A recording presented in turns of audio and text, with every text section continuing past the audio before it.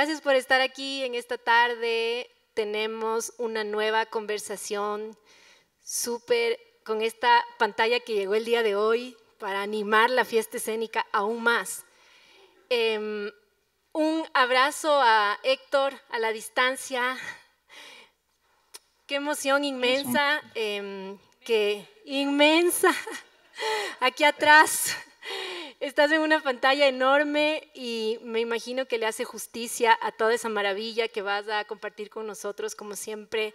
Héctor es un amigo muy querido que ha trabajado hace años, iba a leer su biografía, pero ya Berta le va a presentar, así que solo decir que es parte de Teatro Ojo, que es un grupo que trabaja ya también hace muchos años en una noción bastante expandida, muy rica, muy politizada del teatro. Tenemos el honor de presentar esa obra que está recién estrenada. Y por otro lado está Berta aquí, que es profe, investigadora, cómplice absoluta y que está aquí también para conversar con Héctor sobre los procesos creativos de Teatro Ojo, con pleno conocimiento además porque ha sido alguien que ha estado también muy cerca de ese trabajo. Así que nada, bienvenidos nuevamente y les dejo. Muchas gracias, Gabriela Ponce, que si no fuera por las audacias que hace Gabriela Ponce y el equipo magnífico de Fundación Teatro Sucre, no aconteciera la fiesta escénica. Y quiero agradecer mucho porque lo que está sucediendo estos días realmente es vital para seguir insistiendo en lo que hacemos. Lo he dicho ya en otros espacios de desmontaje y conversatorios, pero es súper importante que tengamos también no solamente las presentaciones de las obras, sino también estos espacios de interlocución crítica, porque la comunidad teatral, la comunidad dancística, la comunidad escénica en el amplio sentido del término, está constituida por todas nosotras, ¿no? Y si podemos seguir cultivando esos ejercicios de reunirnos, conversar sobre los procedimientos, pensar en nuestras políticas de producción, imaginar otros territorios de lo sensible, pues evidentemente nuestra comunidad va a ir configurándose de manera amplia. Estoy súper feliz porque estoy con una de mis personas preferidas, queridísimo Héctor Burges. Él sabe tanto que lo quiero como artista, como amigo, como compañero de rutas, y que siempre me es un deleite escucharlo, y entonces por eso también creo que es una oportunidad muy bella poder ser una, no sé, una interfaz para que llegue también esa voz de tu trabajo acá, una voz que es colectiva, que no es solo un yo que habla, que sé que en este caso hay ese nosotros complejo que es Teatro Ojo. Voy a permitirme leer algo que está en la misma página web del colectivo Teatro Ojo. Dice: el grupo Teatro Ojo se origina en el año 2002 en la Ciudad de México. Su práctica se ha desplazado de los territorios propiamente teatrales hacia otras formas de pensar y concebir la escena. Desde hace algunos años, Teatro Ojo ha desarrollado proyectos artísticos que se ubican en una zona de indefinición disciplinaria que nos ha permitido ampliar formas de expresión, participación, recepción y valoración crítica de nuestras obras. Durante este tiempo hemos realizado trabajos para sitios específicos en los que exploramos no solo otras posibilidades de conceptualizar el espacio escénico, sino procesos de dramaturgia abierta en los que la realidad es árbitro absoluto. Estas piezas, más que representar la realidad, se confrontan directamente con ellas. En estos territorios la prioridad es la puesta en frecuencia con lo inmediato, en donde las relaciones con el espectador se reformulan para invitarlo a ser coproductor de signos y significados. Por una parte, históricamente, las relaciones entre arte y política plantean un escenario cambiante y de gran complejidad. Teatro Ojo busca pensar su práctica desde esa inestabilidad. Si lo político se transforma, es indispensable entender de qué manera se transforman también esas relaciones y qué consecuencias políticas y artísticas están implicadas. Por otro lado, si el teatro específicamente se configura a través de la escena o lo escénico, la arquitectura teatral nos recuerda que esta palabra viene de las raíces griegas skene, lo que se habita, pero también de skia, su sombra, su ausencia. A partir de esta relación de cosas nos interesa pensar y trabajar en torno a aquellas ausencias que habitan en presente. Nos interesa también volver a pensar el teatro como ese espacio de reunión de cuerpos, de imaginarios que confrontan nuestra realidad dada por hecho, de resistencia ante el tiempo, del capital que nos devora, de imaginación y de sensualidad, de potencia política, de experimento de convivencia. Así, los montajes de Teatro Ojo se construyen como ensayos escénicos donde paradójicamente es el desmontaje de las capas que cubren nuestra realidad contemporánea lo que constituye el centro de nuestro interés artístico, excavar, desmontar para confrontarnos con aquellas capas que hablan de otras realidades y de otros tiempos, capas como poderes y relaciones invisibles que nos afectan y que a veces denuncian las marcas de la realidad capitalista, capas que también nos construyen, pero también aquellas que nos derrumban a la manera de terremotos, sismos, cual pulsiones que abren la vida. Me permití leer ampliamente todo esto de Teatro Ojo porque me parece casi un manifiesto sobre la política del trabajo. Y creo que ahí hay algunas pistas de conversación importantes que ya pueden ir nutriendo. Una cuestión que tiene que ver con el espacio, con los espacios, pero también con la historia, con los materiales que habitan, con los imaginarios y bueno, con las políticas de producción. Y con algo que le refería el otro día, que nos reunimos con Héctor a conversar un poco para pensar en este conversatorio, con esa posibilidad de articular proyectos escénicos o obras, si es que cabe el término, también se desobra un poco la misma concepción de obra en cada activación que hace Teatro Ojo, que tiene que ver con una suerte de producción de máquinas alucinatorias. Máquinas alucinatorias del presente, del pasado, del futuro, a partir de procedimientos artísticos. Y bueno, quisiera, ya te voy a dar la palabra, querido Héctor, porque seguro es mucho más interesante oírte a ti, pero quisiera como lanzar una primera provocación que tiene que ver con como un lugar, uno de los lugares a los que como que está presente en varios proyectos de Teatro Ojo, que es la cuestión de recuperar algún residuo, algún archivo, algún rastro que tiene que ver con la realidad, con un elemento de la realidad al que se aproxima Teatro Ojo y que no intenta cambiarlo, no intenta intervenirlo, sino que intenta escucharlo para a partir de ese ejercicio de escucha empiece una serie de elucubraciones, especulaciones, alucinaciones que permiten reconstruir unas posibilidades de vida en relación a ese archivo de la ficción. Entonces, bueno, por ahí, querido Héctor, para comenzar, creo que también Bucarofagia tiene también esa recurrencia del grupo. Bueno, Berta, primero un abrazo enorme a ti, a Gabriela y a toda la gente tan querida que hay en Quito, en Ecuador. Yo lamento no estar ahí ahora, y ahora que las veo no saben cuánto desearía estar ahí de cuerpo. Pero bueno, igual lo estoy con todo mi cariño y bueno, por razones que me sobrepasan, no pude acompañar al grupo, a Teatro Ojo, que, como dices, presentará uno de los trabajos más recientes de la agrupación, que es Bucarofagia, y que pues espero que lo disfruten. Bueno, y desde luego agradecerle a Gabriela Ponce y a todo el equipo del festival, pues todo lo que han hecho para que esto sea posible, ¿no? Pues sí, digamos, este punto de partida del que pones, Berta, en efecto, Teatro Ojo, de alguna manera, creo que inicia, pues bueno, inicia como seguramente inician casi todos los grupos de teatro, por el deseo de, no solo de hacer teatro, sino de estar juntos, de acompañarse, de pasar el tiempo juntos. No empezamos, digamos, con un afán, en principio, ni con un afán de un trabajo profesional, sino más bien literalmente una reunión de amigas y amigos, o de gente querida, ¿no? Y que ha durado ya pues más de 20 años, no con la misma alineación siempre, pero básicamente eh, eso ha acompañado el trabajo del grupo.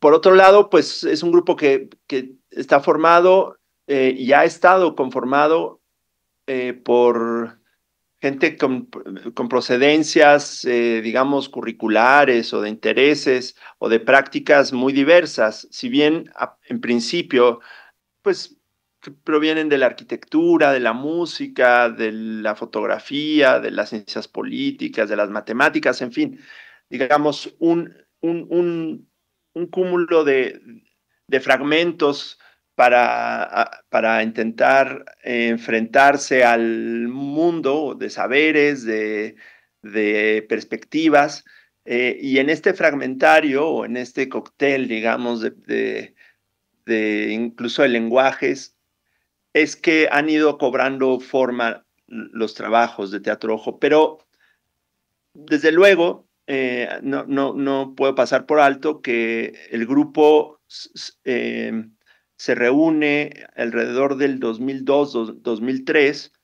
es decir, no solo es el cambio de siglo para todos, bueno, para los que nos regimos por estos calendarios, pero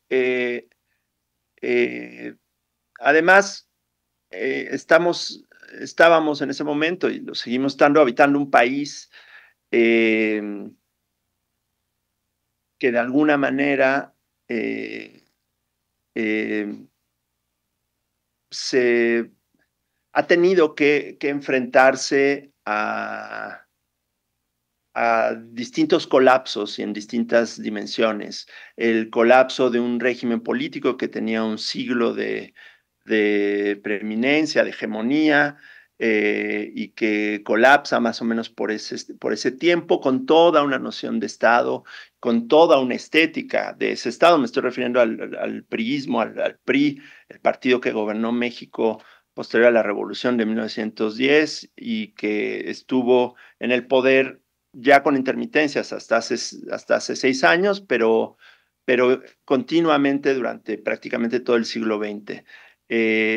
Para el 2002, las huellas de esa ruina o la premonición de esa ruina, si bien todavía seguía en pie, eran ya evidentes, y la sensación de que la transición pues no daba por sí misma, la transición a eso o eso que se llamó la transición democrática, no daba por sí mismo ni nuevas instituciones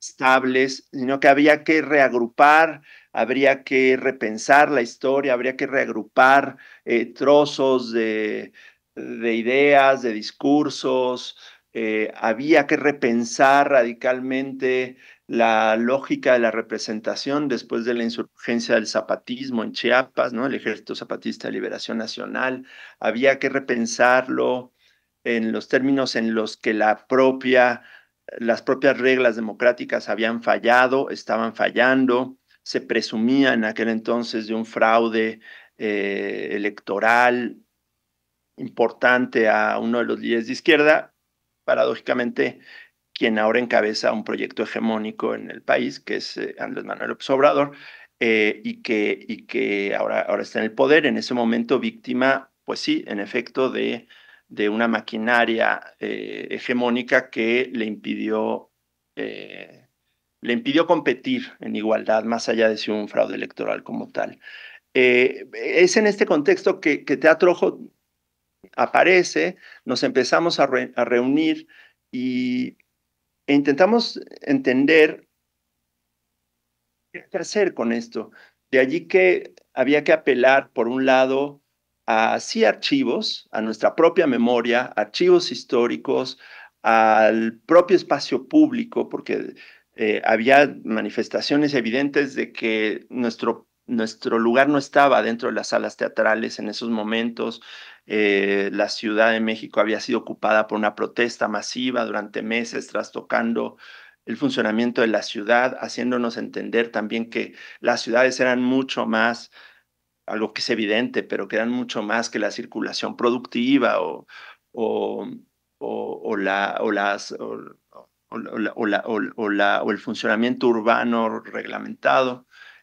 Había habido una interrupción de las vías de comunicación como protesta durante mucho tiempo, pero aparte, bueno, había un montón de manifestaciones en la calle, manifestaciones políticas que nos obligaban a reformular identidades, el propio papel de los pueblos originarios, de los pueblos indígenas, que se había puesto en el centro de la discusión política, obligaba a revisar cómo habíamos entendido nuestra historia, cómo habíamos entendido eso que se llamaba democracia, si los parámetros con los que juzgábamos nuestros mecanismos de representación bastaban, eran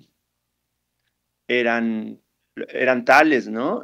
O simplemente eran una mascarada, ¿no? Eh, y con ello, bueno, el papel de cada uno de un grupo de integrantes en ese entonces, digamos, bastante jóvenes, pero pues que ya estábamos, digamos, empezando nuestro trabajo profesional, eh, saliendo de los estudios, saliendo de las universidades, en fin, también entendiendo nuestra presencia, nuestro papel allí, ¿no? Un grupo de clase media, más o menos, con evidentes privilegios, pero que por otro lado nos permitía vincularnos con la academia y también con otras prácticas que no necesariamente estaban en las esferas de la élite, ¿no? Poder entrar en contacto, pues sí, con los zapatistas o entrar en contacto con otros grupos. No puedo evitar también pensar que esos años son también los años donde, por ejemplo, los discursos del arte contemporáneo cambian radicalmente, ¿no? En alguna conversación hace un par de años, caíamos en la cuenta con otro grupo al que en ese momento no conocíamos, pero que desde luego se ha vuelto un grupo pues, importante también como referencia, que es Rimini Protocol. En una conversación con ellos caíamos en la cuenta que por esos años la Documenta 10 había cambiado también, el discurso hegemónico del arte había cambiado también sus líneas curatoriales para pensar el arte y la política desde otras prácticas que no habían sido las normalmente expuestas y pensadas en los espacios del arte contemporáneo, ¿no? Las revisiones del archivo, el trabajo documental, en fin, estaban también en la discusión, pues no solo escolar, sino en la discusión artística, ¿no?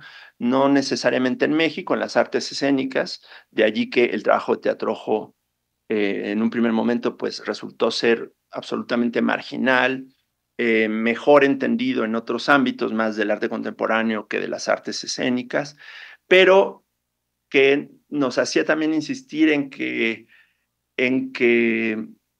era el teatro el espacio que habíamos elegido, no necesariamente otros soportes. El teatro, como decía, en un sentido muy elemental,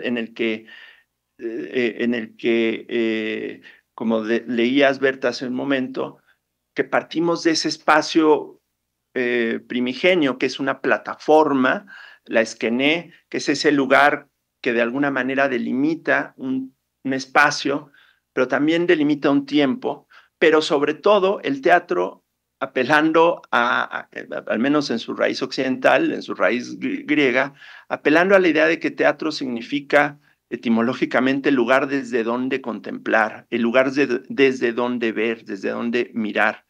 Y esa mirada es la que nos interesaba incluso más que lo que poníamos sobre la escena. Nos interesaba más pensar cómo mirábamos lo que mirábamos, el mundo, nuestro tiempo, nuestra ciudad, nuestros propios cuerpos, en fin, que dar a ver cosas, que poner en escena.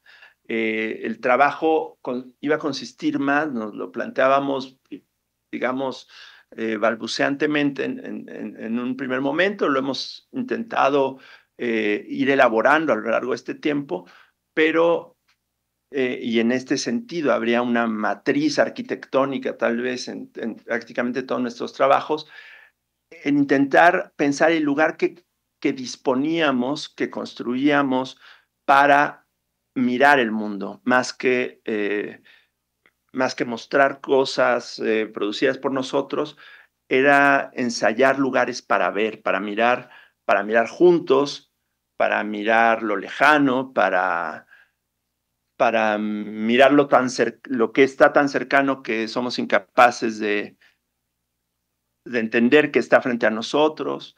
Y eso nos llevó, pues, como decías hace un momento, Berta, también a poner atención en restos, sí en archivos, pero los archivos vendrían como para intentar colisionarlos con restos de cosas, con restos de un edificio, con restos de un documento, con restos de discursos, incluso con restos de cuerpos, que si bien nuestro trabajo nunca ha ido como el de otros artistas mexicanos, más por ese lado o forense o no sé, estoy pensando en Teresa Margoles o en otras prácticas, en otros casos más activistas, en términos de acompañar a las buscadoras, las madres buscadoras de hijos desaparecidos, hijos e hijas, en fin, sino también intentar entender que un país en el que de pronto cuerpos desmembrados se habían vuelto una escena posible en el espacio público y además potenciada por toda una estética que lo estimulaba, una estética mediática y política, y que sigue siéndolo, seguimos habitando ese mismo país, incluso con el problema aún empeorándose.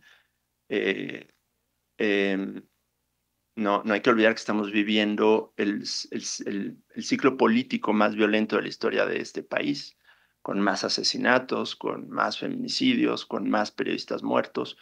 Pues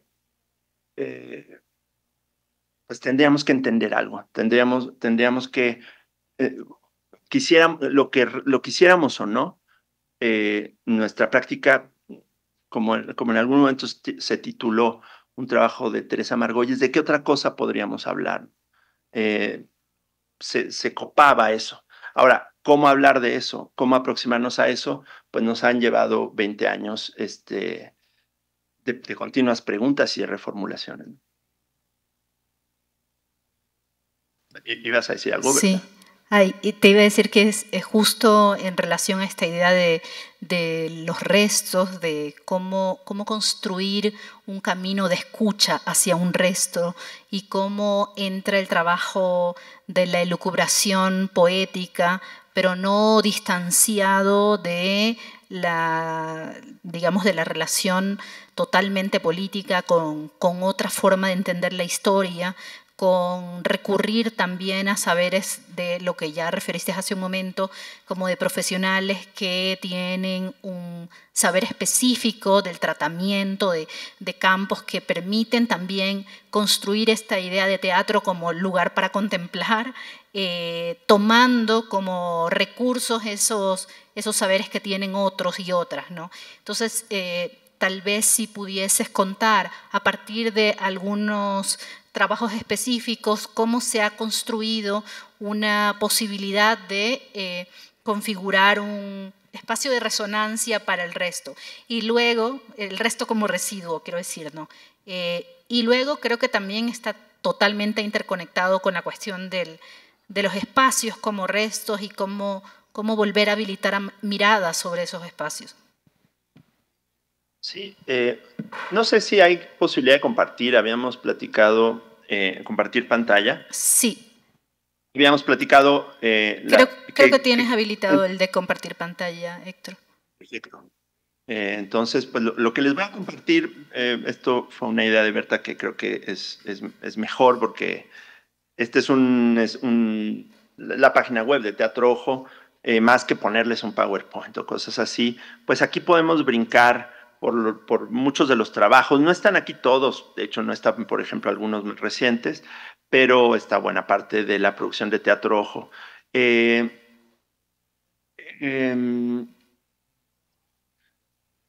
Digamos, si bien yo pienso que el primer trabajo que nos hizo cambiar, digamos, nuestras propias expectativas y nuestras certezas de cómo hacer el teatro que queríamos hacer fue encontrar un edificio, bueno, más bien, se nos permitió entrar a un edificio del Ministerio de Relaciones Exteriores en la Ciudad de México, que había quedado abandonado. Ahora es un centro cultural dedicado justamente a la relación entre arte, política e historia y memoria, dependiente de la UNAM, pero lo que nos permitió entrar a este lugar abandonado fue intentar hacer menos y más bien aproximarnos, por ejemplo, a las prácticas que haría un arqueólogo.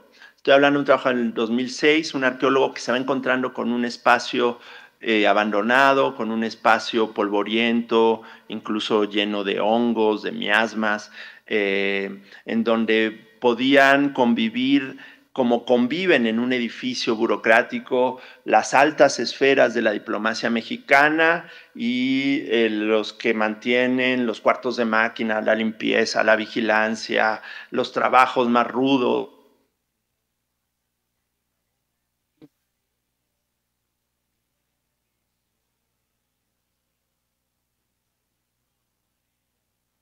Nivel más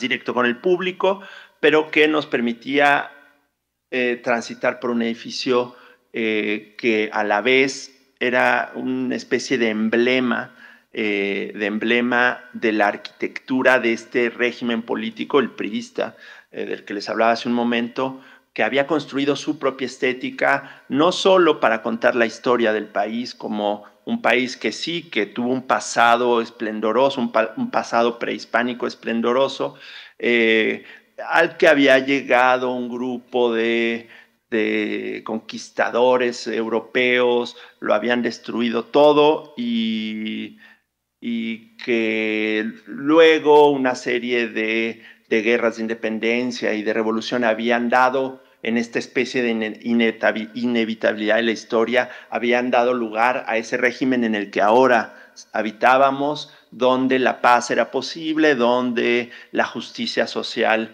encontraba sus propios fueros.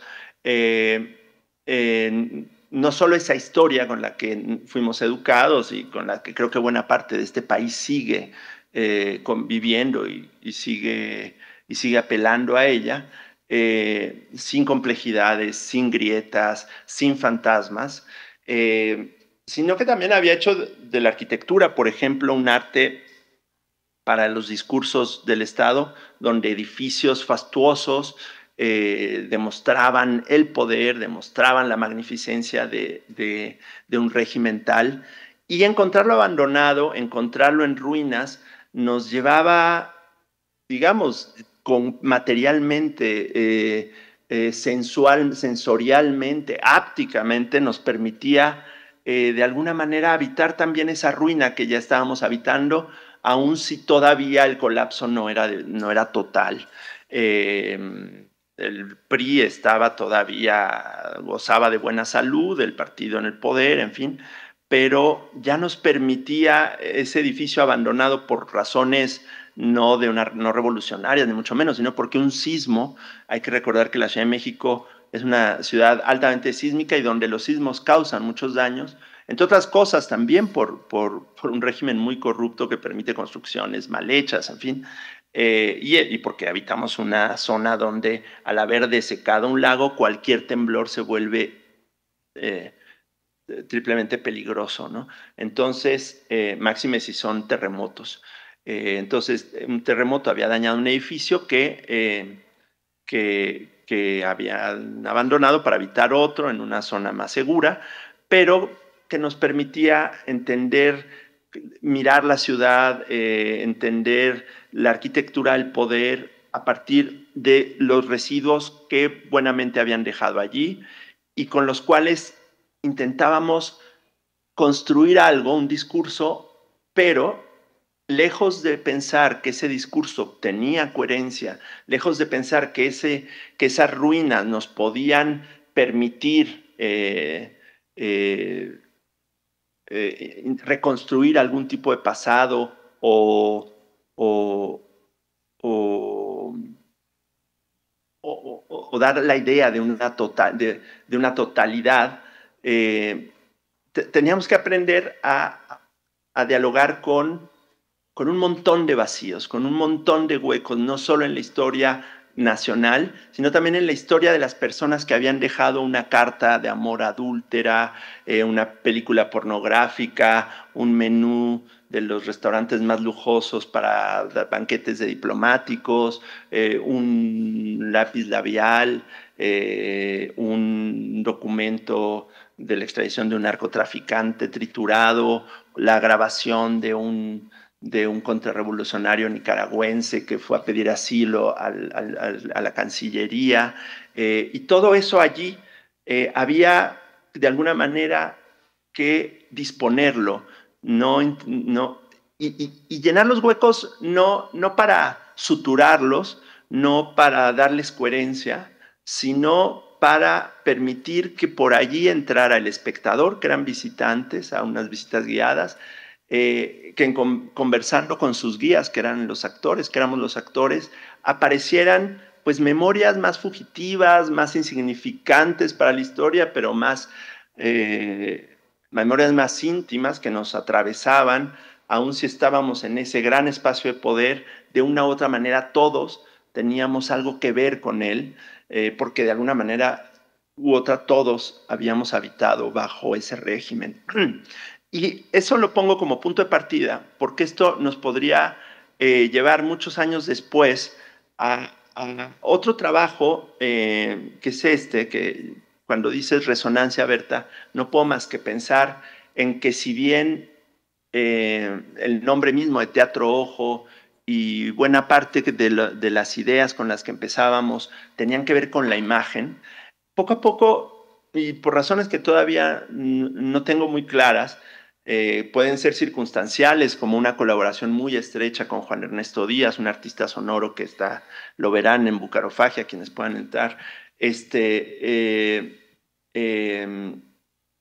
o no sé, por intereses obviamente propios de la dinámica del grupo, nos hemos ido desplazando cada vez más a trabajos que tienen que ver con la escucha, más que con las imágenes. En todo caso, la escucha como productora de imágenes, pero que apelan a cierta espectralidad o incluso a cierta invisibilidad. Y es el caso de este otro trabajo, que si bien ocurre no en un espacio, en un edificio abandonado o en plazas públicas donde solemos trabajar muchas veces, este ocurría en un teatro, pero que se convirtió en una suerte de call center, ¿no? En un dispositivo donde un grupo de 10, 20 actores llamaban a números indistintos de todo el territorio nacional, en todos los pequeños poblados, digamos, tuvimos acceso a una base de datos telefónica que nos permitía, desde el centro mismo de la Ciudad de México, donde está ubicado este teatro, de alguna manera llamar y convocar voces de gente que no tienen idea, en muchos casos, ni de la existencia desde luego no de Teatro Ojo, sino de ese teatro o de cómo es el centro de la Ciudad de México, gente que estaba regando zarzamoras en una montaña en el sur de México, gente que estaba, esto es tal cual, no estoy inventándolo, que estaba siendo perseguida por otra camioneta que le estaban balaceando y por alguna razón contestó el teléfono y se pudo entablar una mínima conversación hasta que supimos lo que estaba realmente pasando y el teléfono quedó abierto durante un tiempo hasta que decidimos desde luego cambiar la señal. Eran 20 llamadas al unísono o simultáneas que nos permitían de alguna manera dinamitar el espacio teatral, un espacio teatral que está concebido para que la gente vaya a meterse allí, a encerrarse en esas paredes negras. Intentábamos de alguna manera como ponerlo del revés. Sí, Héctor, dispersar justo, perdón que te interrumpa, Héctor, es que justo pensaba en esta idea como de el teatro, ya que hablabas del desplazamiento de la visualidad a la escucha, también como el teatro, el espacio teatral o el espacio que se vuelve teatral como caja de resonancia, ¿no? Pero en ese ejercicio de caja de resonancia se escucha el revés de la realidad. No solamente se escucha lo audible en el territorio de lo real primario, sino su revés, y también empiezan a aparecer otras imágenes que son más del territorio espectral, ¿no? Que también puede ser como una constante ya en los proyectos de teatro ojo, ¿no? Revelar o hacer visible esa dimensión espectral de las cosas. Perdón que te haya interrumpido. No, sí, totalmente. La idea misma de que el teatro... es decir, me gusta mucho la idea de caja de resonancia porque, digamos, esas voces pasarían sin nuestra presencia o no, sin nuestra activación o no, desde luego. Aquí el teatro lo que hacía era, intentaba la manera de una sesión espírita, ¿no? Invocarlas como para varias cosas. Por un lado, para constatar que había vida en todo, ¿no? Para constatar para saber quién es contemporáneo a nosotros mientras estamos encerrados en un teatro, quién es contemporáneo y qué está pasando allí al mismo tiempo que estamos nosotros en una sala teatral. Y es de nuevo en este ramillete de voces, en esta conjunción que por sí misma no tenía ningún tipo de narrativa preestablecida, y sin embargo, al poder ser escuchadas en una especie de concierto en vivo o de composición en vivo por un DJ de voces, que nos permitía no solo escuchar lo que esas voces decían, sino escuchar las voces en sí mismas, escuchar las voces en sus ritmos, en su grano de voz, en sus entonaciones, y con eso también ser testigos de que estabas ocurriendo la vida, ¿no? Esto que parece pues un poco tonto, digamos, un poco pues obvio, claro, que mientras nosotros estamos en este conversatorio, pues ahí en Ecuador, en Quito, alrededor de los teatros, de la plaza, están pasando mil cosas,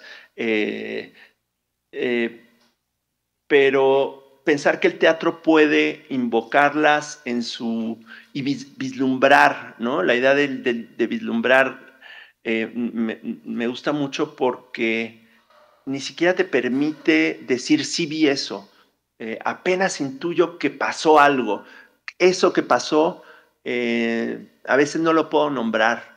A veces no puedo decir, no puedo determinar de qué acontecimiento, de qué acontecimiento fui partícipe, y sin embargo, el vislumbre atraviesa el cuerpo, nos atraviesa el cuerpo, y en este caso, digamos, lo que nos desplazó fue intentar escuchar, dado que no podíamos estar en todos lados del país al mismo tiempo, intentar escucharlos además en un contexto, hay que decirlo, electoral, por algo que decía esa presentación que leíste, Berta, donde poner en frecuencia con lo inmediato y donde la realidad es árbitro absoluto.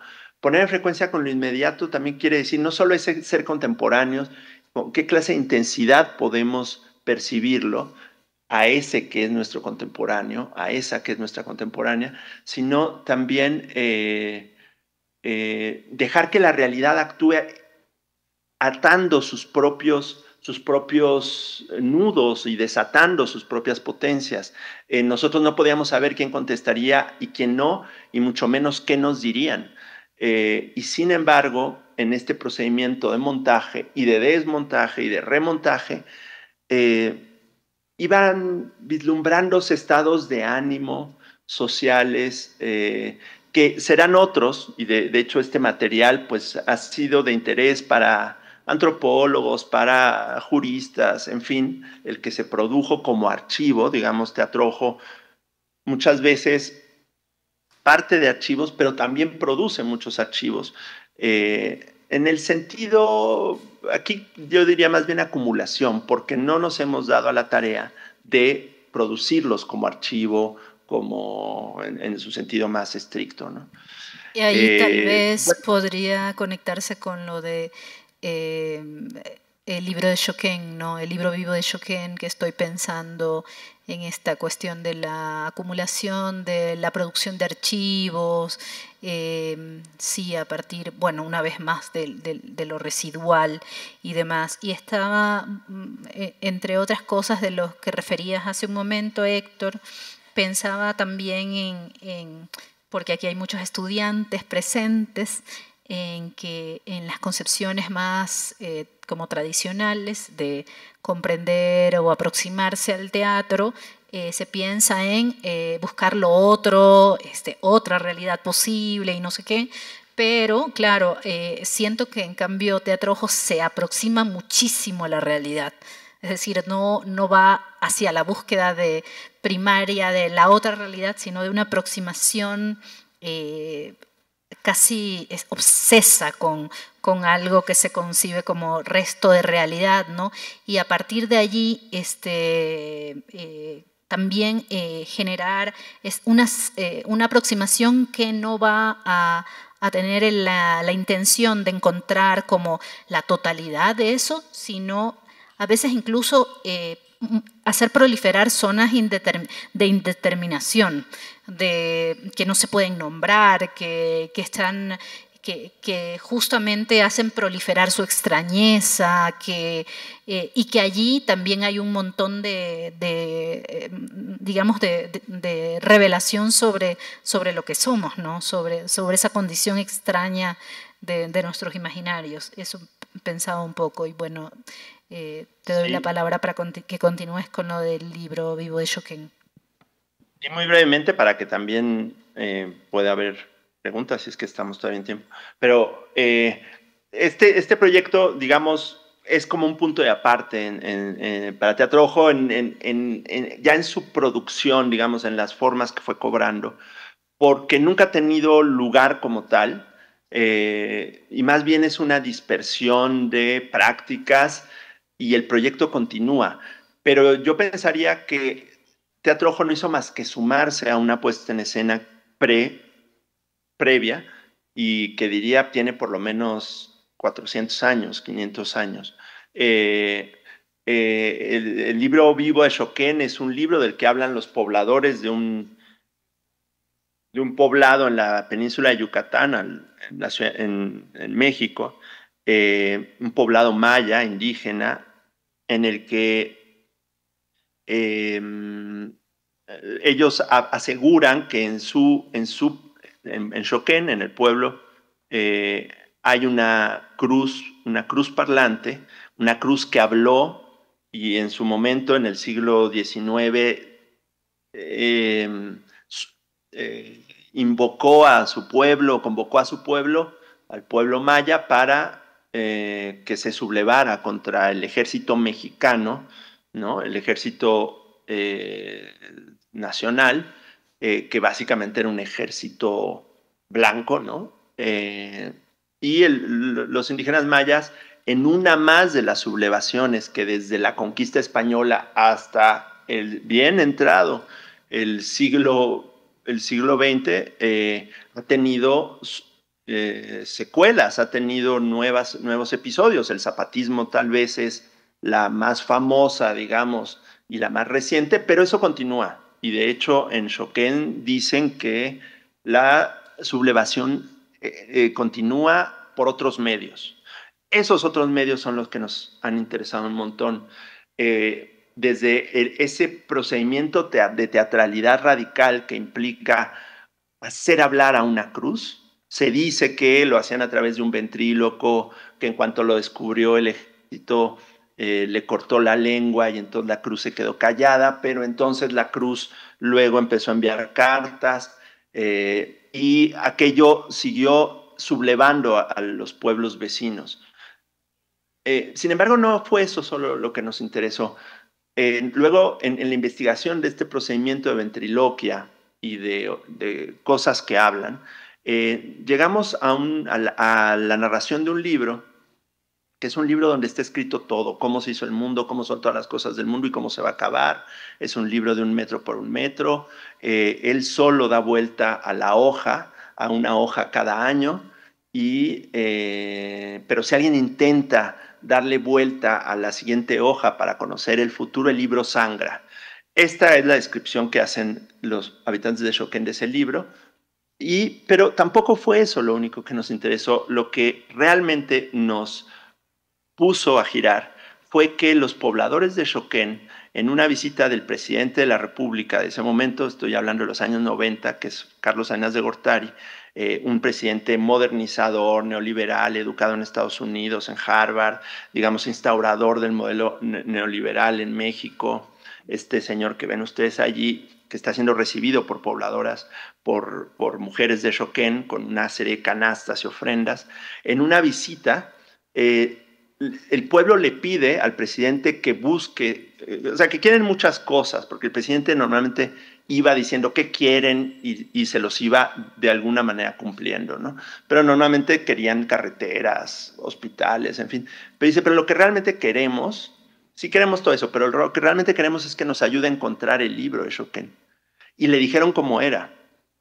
Y el presidente decidió buscarlo y nombrar a un eminente etnólogo a formar una comisión para buscarlo.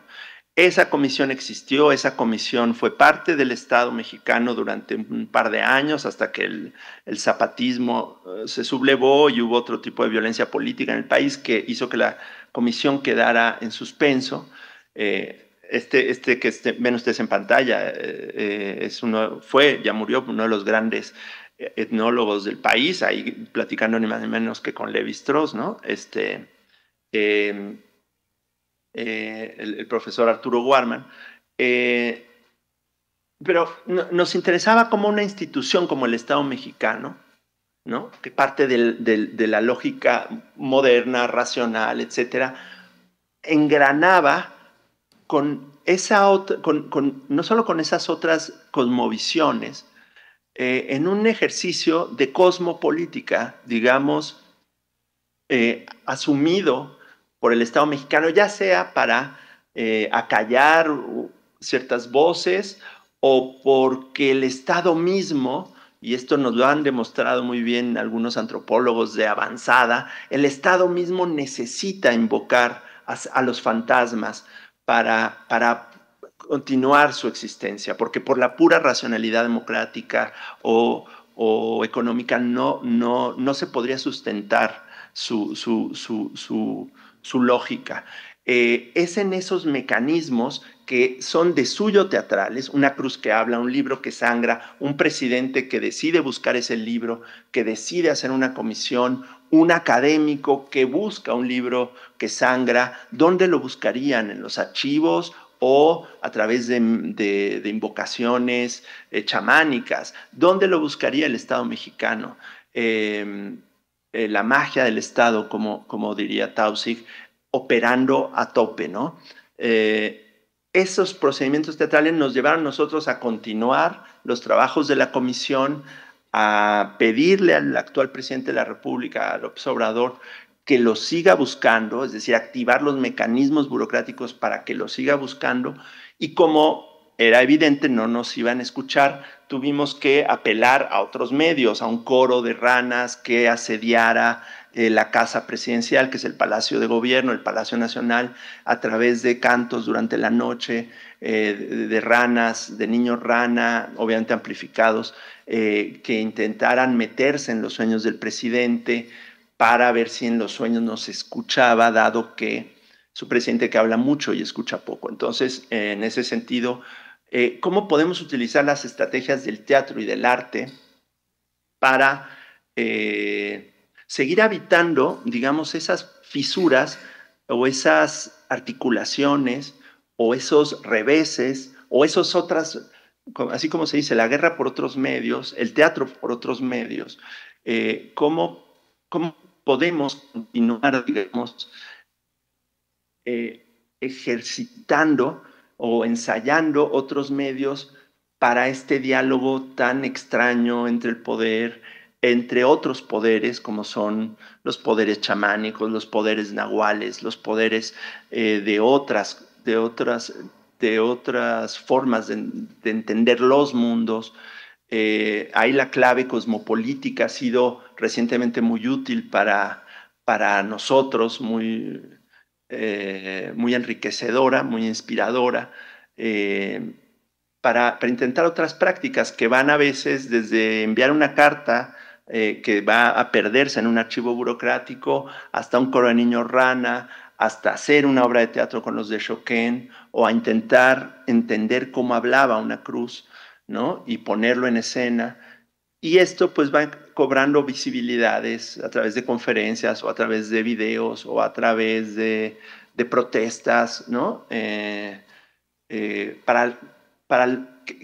creemos que son teatrales, ¿no? Que creemos que son teatrales y que creemos que nos permite sumarnos a una puesta en escena más amplia, más larga, ¿no? De la cuenta larga de la historia, en la que Teatro Ojo solo interviene mínimamente, ¿no? Pero bueno, es el momento que nos tocó participar de ella, porque no me digan que, digamos, que imaginar todo esto, imaginar pedirle al presidente, eso no implica un talento teatral de la gente de este pueblo, que por cierto tiene una tradición teatral de forma más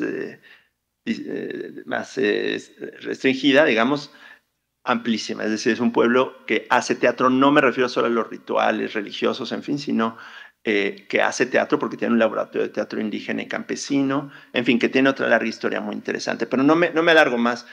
Decir, bueno, pues por allí también puede ir el trabajo de Teatro Ojo, ¿no? Disperso y más bien encabalgándose en otras teatralidades como la del Estado o como la de otras fuerzas, literalmente.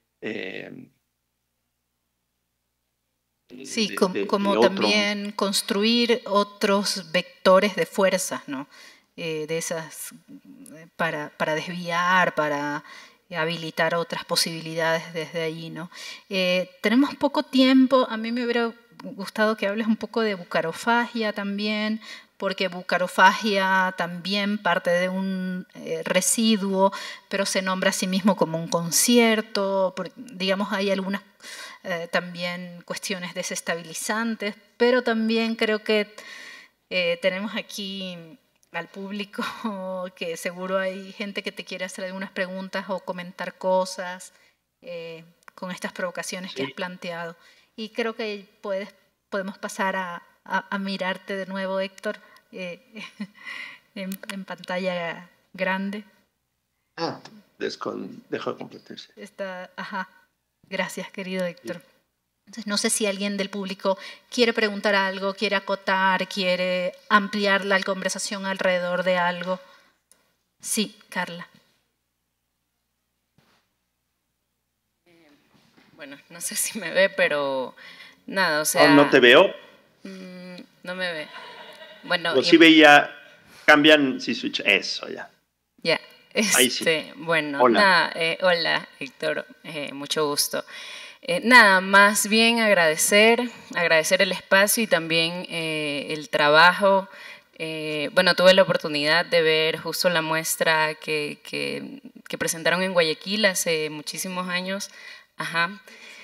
Sí, en el 2019 tuve la oportunidad de ver sin tener idea que hoy iba a escuchar al director de esa muestra.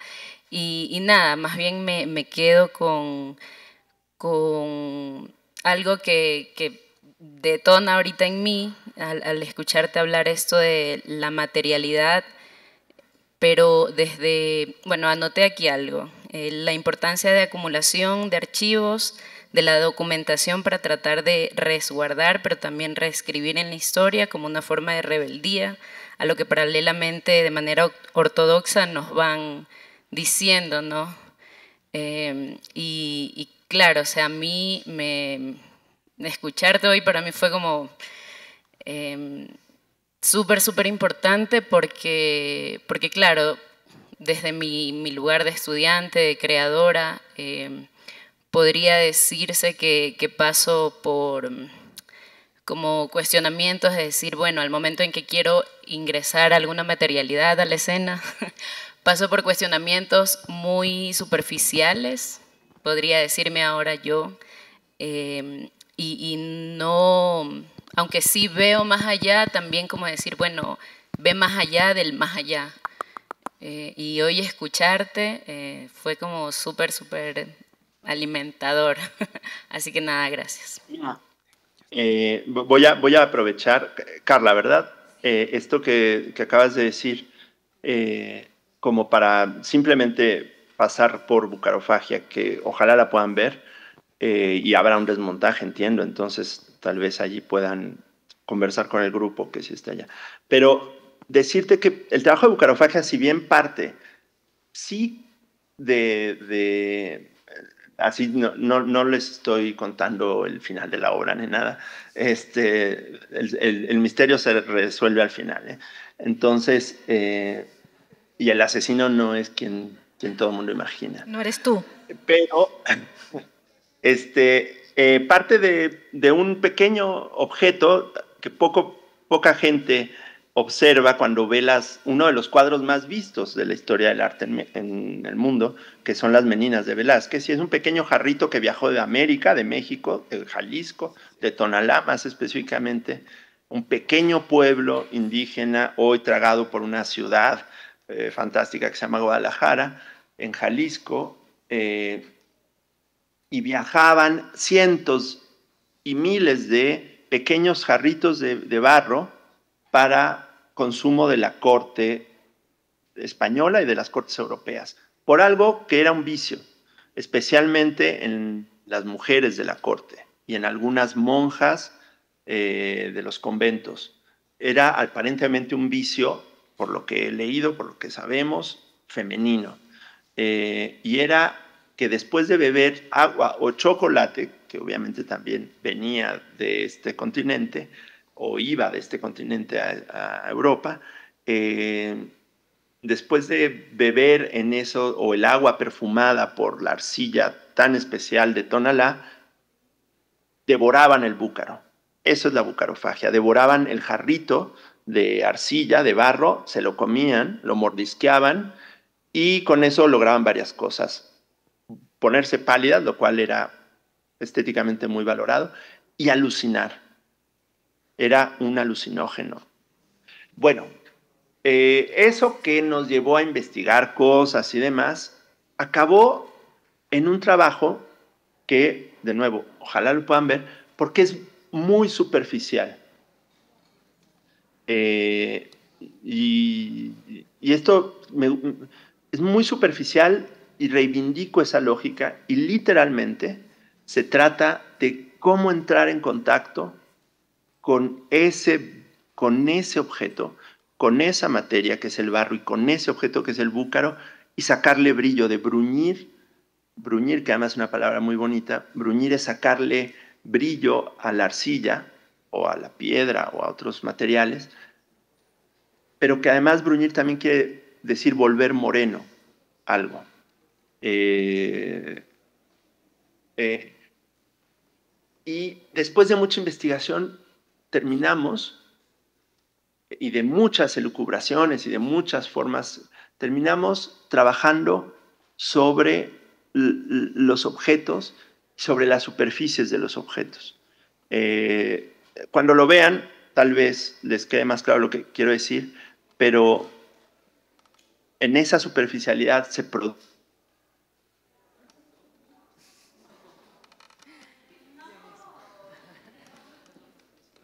Para cultivar la tensión dramática. Te cortaste, Héctor Burges. Wow, no sé qué pasa.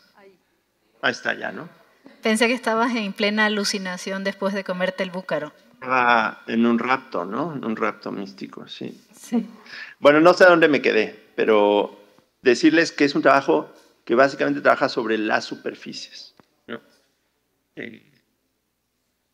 Simplemente. ¿Alguien más quiere comentar algo? ¿Gabriela? O ya, que ya tenemos que cortar, qué pena, muchas gracias. Un aplauso enorme a Héctor, a Teatro Ojo. Gracias. Que vamos a tener la alegría de asistir a Bucarofagia y que realmente lamentamos que no vayas a estar en presencia, querido Héctor, pero que ha sido súper provocador todo lo que nos has compartido ahora como es de costumbre.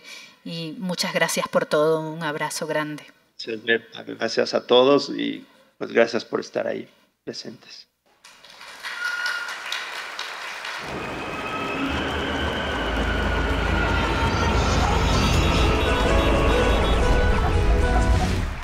Somos Fundación Teatro Nacional Sucre. Secretaría de Cultura, Municipio de Quito.